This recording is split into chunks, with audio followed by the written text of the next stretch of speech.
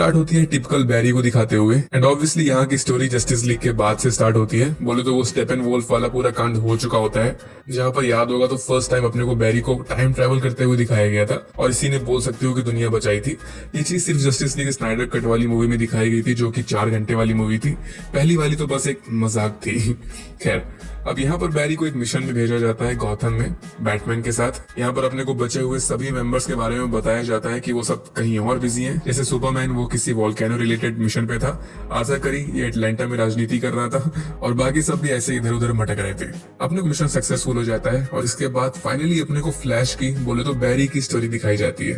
बैरी के बारे में अपने को सिर्फ इतना बताया गया था कि इसके फादर जेल में थे एंड समहाउ इसके पास फ्लैश की मतलब स्पीड वाली पावर आ गई थी और फिर ये जस्टिस लीग का पार्ट बन गया था।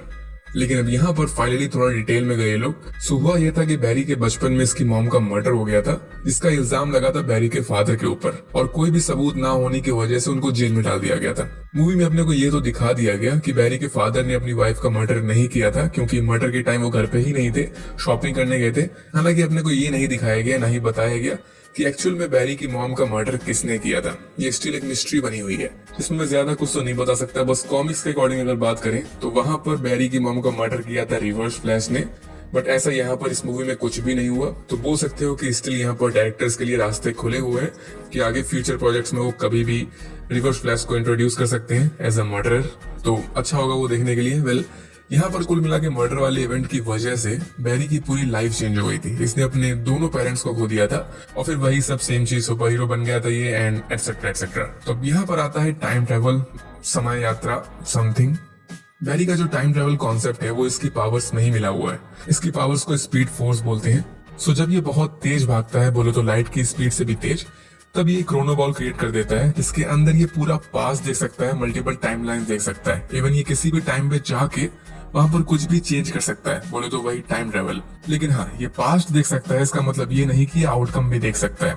इसको कोई भी आइडिया नहीं होता कि फ्यूचर में क्या होगा। और इसको क्रोनो बॉल इसलिए बोलते हैं क्योंकि ये बॉल शेप में होता है और इसके अंदर सारी टाइमलाइंस क्रोनोलॉजिकल ऑर्डर में होती हैं। जब बैरी ये फर्स्ट टाइम गलती से क्रोनो बॉल क्रिएट करता है तो उसके बाद ये सब कुछ जाके ब्रूस को बताता है। तो वो इससे साफ मना कर देता है कि पास्ट में छेड़खानी मत करना, क्योंकि हमें नहीं पता कि उससे क्या चेंज हो सकता है। बट बैरी इज बैरी, इसके पास एक मौका होता है कि ये पास्ट में जाके सब कुछ सही कर सकता है, तो ये ट्राई तो एटलीस्ट जरूर करेगा। जैसे एयरटेल वाली दीदी बोलती हैं कि सब कुछ ट्राई करो फिर सही सुनो। मॉम पहले शॉपिंग के टाइम टोमेटो कैन लेना भूल गई थी, तो अगर ये पास में जाके जब इसकी मॉम शॉपिंग कर रही थी वहां पर ये टोमेटो कैन उठा के अपनी मॉम के बकेट में डाल देगा, तो इससे सब कुछ सही हो जाएगा, क्योंकि फिर इसके डैड को बाहर नहीं जाना पड़ेगा शॉपिंग के लिए, वो घर पे ही रहेंगे और इससे इनकी मॉम का मर्डर नहीं होगा। Easy PG वॉला। सो बैरी एकदम ऐसा ही करता है, ये बिना किसी को बताए क्रोनो बॉल क्रिएट करता है। यहाँ पर अपने को जस्टिस लीग के सारे रेफरेंस देखने को मिलते हैं, wonder woman, Aquaman, even Henry Cavill वाला सुपरमैन भी देखने को मिलता है। और फिर ये सेम चीज करता है जैसा इसका प्लान था टोमेटो कैन वाला। लेकिन जैसे ही ये प्रेजेंट में वापस आने की सोचता है, यहाँ एक वियर्ड सी एंटिटी आके इसको क्रोनो बॉल से बाहर फेंक देती है और ये आ जाता है पास्ट में। और चीजें इसी पॉइंट से थोड़ी वियर्ड वे में चली जाती हैं, क्योंकि ये सिर्फ पास्ट में ही नहीं आता, यहाँ क्रिएट हो जाता है एक दूसरा यूनिवर्स। यहाँ पर ऑलमोस्ट सब कुछ चेंज होता है। जैसे यहाँ पर बैरी के पेरेंट्स जिंदा होते हैं thanks to that tomato can. Barry भी अपने पेरेंट्स के साथ होता है, हंसी खुशी रहता है और उसको अभी तक उसकी पावर्स नहीं मिली होती। सेम वे में यहाँ पर सुपरमैन नहीं होता, बोले तो कोई क्लार्क कैंट ही नहीं होता। वंडर वुमन का भी कोई अता पता नहीं होता, क्योंकि उसने अभी तक अपनी आइडेंटिटी रिवील नहीं करी थी, नहीं था। और एक्वामैन ये तो एग्जिस्ट ही नहीं करता इस यूनिवर्स में। हालांकि अर्थर करी इस नेम से डॉग होता है इसका, बट ये नहीं होता। मतलब इसके फादर यहाँ पर होते हैं, बट वो कभी भी किसी भी जलपरी से मिले नहीं, तो इस वजह से यहाँ पर वो एक्वामैन नहीं बना। और लास्ट में बचा बैटमैन, तो हाँ ये होता है, सेम उसी गॉथम सिटी में रहता है। बट जैसा ट्रेलर से सब देख ही चुके होंगे, ये वाला बैटमैन ये बेन एफ्लेक वाला बैटमैन नहीं होता, ये होता है माइकल कीटन वाला बैटमैन। बोले तो 90s की Batman and the Batman returns वाला बैटमैन। इसका सूट, इसकी बैटमोबाइल, सब कुछ वैसे का वैसे ही सेम होता है। बस ये ब्रूस वेन थोड़ा एज्ड हो गया होता है, थोड़े से ज्यादा। माइकल कीटन ये अभी 71 ईयर ओल्ड है, तो इस हिसाब से ये अभी तक का सबसे ओल्डेस्ट एक्टर बन चुका है जो बैटमैन का रोल कर रहा है। डैम। सो कुल मिला के इस पूरे यूनिवर्स में खिचड़ी पकी होती है। लेकिन अब प्रॉब्लम ये आ जाती है कि यहाँ पर आ जाता है जनरल जॉड।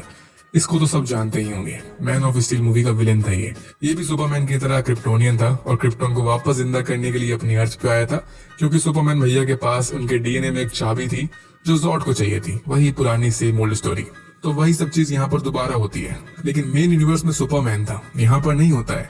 तो ये बैरी के लिए बड़ी प्रॉब्लम होती है। लेकिन एक और प्रॉब्लम तब क्रिएट हो जाती है जब बैरी अपने दूसरे वाले बैरी, इसको मैं छोटा बैरी बोलूंगा, तो जब ये दोनों बैरी आपस में मिलते हैं, बतियाते हैं, तो इनको पता चलता है कि ये वो वाला दिन होता है जिस दिन बैरी को फ्लैश वाली पावर्स मिली थी। लेकिन इस टाइमलाइन में जहाँ पर सब कुछ डिफरेंट होता है, तो इस वजह से छोटे बैरी को इसकी पावर्स नहीं मिलने वाली थी, क्योंकि ये उस जगह पर काम ही नहीं करता था जहाँ पर इसको होना चाहिए था। लेकिन इस चीज को बड़ा बैरी चेंज कर देता है, ये सोच के कि अगर छोटे बैरी को इसकी पावर्स नहीं मिली तो टाइम पैराडॉक्स के हिसाब से इसको भी इसकी पावर्स नहीं मिलेंगी। तो इस वजह से ये सेम चीज करता है जिससे फ्लैश बना था। कुछ केमिकल्स और बिजली जब इसके ऊपर गिरी थी तब ये सुपर हीरो बन गया था। तो वही सेम चीज होती है, बट प्रोसीजर के बाद बड़े बैरी की पावर्स चली जाती है और छोटे बैरी को पावर्स मिल जाती हैं। तो फिर बहुत बड़े वाले कांड होते हैं, क्योंकि छोटे के पास एकदम न्यू पावर्स आई होती है, तो ये कुछ ज्यादा ही एक्साइटेड होता है, कौन नहीं होगा। और इस कांड के बाद बड़ा बैरी ये वापस भी अपने यूनिवर्स में नहीं जा सकता था, क्योंकि इसने पावर्स खो दी थी अपनी, और साथ ही साथ यहाँ जॉर्ड आ गया था। तो इन सब चीज के हल के लिए, मदद की भीख मांगने के लिए ये दोनों बैरी जाते हैं ब्रूस वेन के महल, बोले तो बैटमैन के पास। तो यहाँ पर अपने को पूरा ज्ञान दिया जाता है मल्टीवर्स का, जो कि खुद ब्रूस ही देता है। अब ये तो पता नहीं कि बैटमैन को मल्टीवर्स का कॉन्सेप्ट कैसे क्लियर है, but he is Batman and he is a genius, तो कहीं ना कहीं से फिगर आउट कर लिया होगा। सो अब फ्लैश मूवी का जो टाइम ट्रेवल मल्टीवर्स मूवीज से, जैसे बेस्ट एग्जांपल फ्लैश मूवी में, यहाँ अगर टाइमलाइन में कुछ भी छेड़छाड़ हुई तो उससे सिर्फ फ्यूचर ही चेंज नहीं होता, बल्कि पास्ट भी चेंज हो जाता है। बोले तो किसी भी तरीके से प्रेडिक्ट नहीं कर सकते कि कैसे, कब, कहाँ क्या चेंज होगा। एकदम अनएक्सपेक्टेड चीजें होंगी। जैसे जस्ट अपन देख भी चुके हैं कि बैरी ने सिर्फ टोमेटो कैन को यहाँ से वहां किया था, जिससे रिजल्ट क्या निकला वो आपके सामने है। इसके पेरेंट तो जिंदा बच गए, लेकिन बाकी सब कुछ चेंज हो गया। यहाँ पर मूवीज के एग्जाम्पल भी दिए गए कि इस न्यू टाइमलाइन में फेमस मूवीज के जो एक्टर हैं वो तक चेंज हो गए हैं, जो कि मेन टाइमलाइन में कोई और थे। तो वही चीज है कि फुल ऑन खिचड़ी पक जाती है। ये चीज ब्रूस स्पैगेटी का एग्जाम्पल लेके बताता है, नूडल्स बोले तो, मतलब कौन सी लाइन कहाँ से स्टार्ट हुई और कहाँ पर एंड हुई कुछ भी समझ नहीं आता। सब चीजें आपस में टैंगल्ड होती हैं। लेकिन इन्हीं सब खिचड़ी के बीच में कुछ ऐसे पॉइंट्स होते हैं जो कि अनचेंजेबल होते हैं, जिनको चेंज नहीं किया जा सकता। टाइमलाइन में जितनी भी छिड़खानी करो वो इवेंट्स वैसे के वैसे ही रहेंगे। अदर फ्रेंचाइज में इसको अलग अलग नेम से जाना जाता है, इनका लगाने वाला होता है। सो उससे लड़ने के लिए इनको चाहिए होता है सुपरमैन, क्योंकि वही था जो उसको हरा सकता था और कोई नहीं। तो बैटमैन जो दुनिया का बेस्ट डिटेक्टिव होता है, ये फाइनली स्पेस से आई हुई एक एंटिटी का पता लगा लेता है, जिसको ऑब्वियसली रशिया वालों ने कैद करके रखा होता है। स्पेस में कुछ भी कांड हो, रशिया वाले पहले कूद के आ जाते हैं। तो ये सब सब क्या तीन ही लोग तो हैं, तो ये तीनों वहां जाते हैं ये सोच के कि इनको कालेल मिलेगा, वही सुपरमैन मतलब। बट वहां पर कैद होती है सुपरगर्ल, बोले तो कारा जोरेल, और फिर फुल फाइटिंग एक्शन देखने को मिलता है। कारा सुपरगर्ल इन सबको बचा लेती है और फाइनली धूप में आके ये अपनी पावर्स रिस्टोर कर लेती है, क्योंकि ये क्रिप्टोनियन है और क्रिप्टोनियंस को इनकी पावर सनलाइट से मिलती है। बात करते हैं फाइनल सीक्वेंस की, जहां पर मस्त फाइट होती है, General Zod versus these guys, Batman, दोनों फ्लैश एंड सुपरगर्ल। ये सब अपना 100% देते हैं जॉर्ड के अगेंस्ट।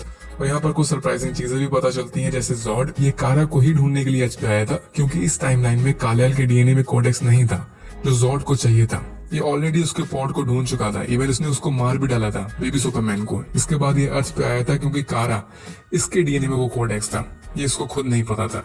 और फिर यहाँ पर आता है वही non changeable event, nexus event, canon event, जो भी बोलो, जिसमें ये लोग जितने भी पावर से फाइट करते हैं जॉर्ड के अगेंस्ट, लास्ट में बैटमैन एंड कारे ये दोनों जान से मारे जाते हैं। दोनों मैरी ये चीज देख नहीं पाते, तो बार बार स्पीड फोर्स का यूज करके पास्ट में जाते हैं सेम इसी टाइम पे और चीजें डिफरेंट करने का ट्राई करते हैं। बट एट द एंड ये कुछ भी करते हैं, रिजल्ट वही सेम आता है, सुपरगर्ल और बैटमैन की डेथ। और इनकी डेथ का मतलब बोले तो ये पूरा यूनिवर्स भी डिस्ट्रॉय। इसी वजह से ये बन जाता है कैनन इवेंट। बड़ा बैरी इस चीज को तुरंत समझ जाता है कि ये वाला यूनिवर्स तो डिस्ट्रॉय होके रहेगा, कुछ नहीं कर सकते अपन। इसको बैटमैन की याद आ जाती है कि कुछ पॉइंट ऐसे होते हैं जिनको चेंज नहीं किया जा सकता। बट छोटा बैरी ये मानने को रेडी नहीं था, क्योंकि इसकी पूरी फैमिली इस यूनिवर्स में थी, जिनको इसने कभी खोया भी नहीं था, अनलाइक बड़ा बैरी। इस वजह से ये रुकता ही नहीं है, बार बार ट्राई करता रहता है और हर बार इसकी बॉडी में कुछ चेंजेस आते रहते हैं। और फिर आता है सबसे बड़ा ट्विस्ट मूवी का, वो एक एंटिटी दिखाई गई थी जिसने बैरी को पास्ट में ढकेला था, तो वो यहाँ पर आता है और वो कुछ और नहीं होता बल्कि ये छोटा वाला बैरी ही होता है, बट बहुत टाइम बाद का। बोले तो वो फ्यूचर बैरी होता है जो फ्यूचर से पास्ट में आया होता है। छोटा बैरी बार बार ट्राई करता रहता है टाइमलाइन फिक्स करने का, जबकि उससे कुछ फिक्स भी नहीं हो रहा होता, वो सब कुछ डिस्ट्रॉय कर रहा होता है। तो ऐसे ही करते करते वो बन जाता है ये डार्क फ्लैश या फिर इविल फ्लैश। मतलब इस पॉइंट पे दिखाए जाते हैं अपने को कैमियोज, जिनका सभी फैंस को वेट था। जब डार्क बैरी सब कुछ डिस्ट्रॉय कर रहा था, तो बैकग्राउंड में अपन पूरा मल्टीवर्स डिस्ट्रॉय होते हुए देख सकते थे। इस बैरी के क्रोनोबॉल की तरह यहाँ पर बहुत सारे अदर कलर्स के क्रोनोबॉल होते हैं जो कि आपस में कोलाइड कर रहे होते हैं। इसी के अंदर अपने को मल्टीपल कैरेक्टर्स देखने को मिलते हैं अलग अलग टाइमलाइन के। यहाँ पर अपने को टोटल 3 सुपरमैन दिखाई जा रहे हैं, में तीनों फ्लैश आमने सामने होते हैं।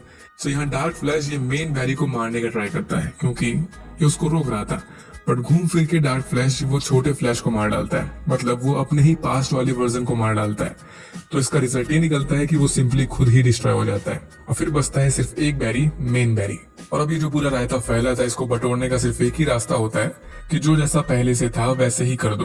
मतलब इसने जो टमाटो कैन उठाया था अपनी मॉम के बकेट में डाला था, उसको अगर ये वापस से अपनी जगह रख देगा तो सब कुछ सेट हो जाएगा। तो ये अगेन पास में जाता है शॉपिंग वाले टाइम पे और फाइनली अपनी माँ से मिलता है, स्ट्रेंजर बन के उनके गले मिलता है। और अगर मैं सच बताऊं पर्सनली तो इस मल्टीवर्स की स्टोरी से ज्यादा अच्छी स्टोरी मुझे बैरी की पर्सनल स्टोरी लगी। ये माँ बेटे वाली स्टोरी काफी इमोशनल थी एंड एट द एंड इसको वही करना पड़ा जो ये देखना नहीं चाहता था। इसकी माँ का अगेन मर्डर हो जाएगा बट स्टिल ये कुछ नहीं कर सकता था। हालांकि यहाँ पर ये अगेन एक छोटी सी चीज चेंज करता है, ये उन सभी कैंस को नीचे वाले शेल्फ से उठा के ऊपर वाले शेल्फ पे रख देता है और वापस ये अपनी मेन टाइमलाइन में आ जाता है। मतलब ये ऐसा क्यों करता है? तो मूवी के स्टार्ट में अपने को दिखाया गया था कि कोई भी ऐसा सबूत नहीं था जो ये प्रूव कर सके कि बैरी के फादर ये शॉपिंग मॉल में थे। इनकी सिर्फ एक वीडियो रिकॉर्डिंग थी सीसीटीवी फुटेज वाली, लेकिन उसमें इनकी शक्ल नहीं दिख रही थी क्योंकि टोमेटो कैन से नीचे वाले सेल्फ में थे। तो बैरी ने यहाँ पर इसीलिए जीनियस मूव चला था जहाँ पर इसने सारे टोमेटो कैंस ऊपर वाले शेल्फ में रख दिए थे।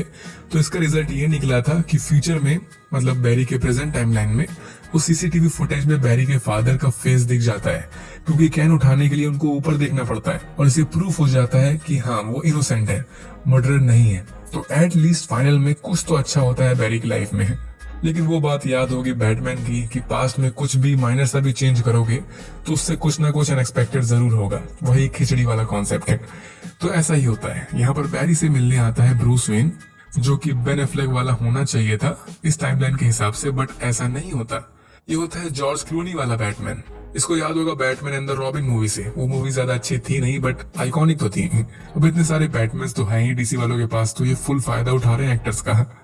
लोग यहाँ पर बोल सकते हो कि अगेन इस यूनिवर्स में चीजें चेंज हो गई। अब बैटमैन के अलावा और क्या क्या चीजें चेंज हुई हैं वो तो अब बात करते हैं प्रॉपर रिव्यू की। तो मुझे तो मूवी अच्छी लगी, साफ सीधी बात, लाइक 8 आउट ऑफ 10।